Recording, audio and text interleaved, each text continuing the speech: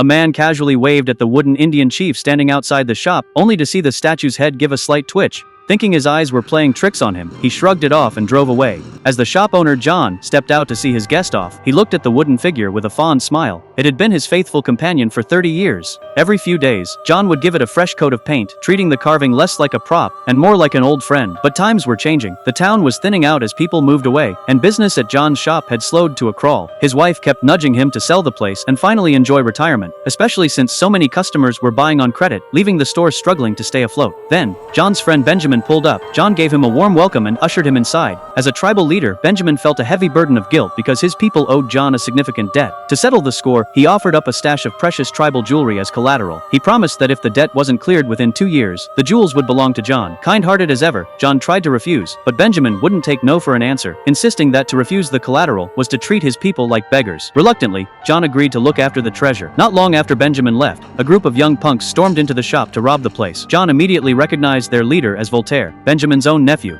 On Voltaire's signal, his two goons began looting the store, even swiping the few $100 John had in his pocket. But that wasn't enough. Voltaire knew his uncle had left the jewelry there. He threatened John's wife's life to force him to hand it over. John refused to give up what he was guarding for a friend, and as the gang tried to take it by force, Voltaire's gun accidentally went off, hitting John's wife in the stomach. John collapsed over his dying wife in agony, but Voltaire showed no mercy.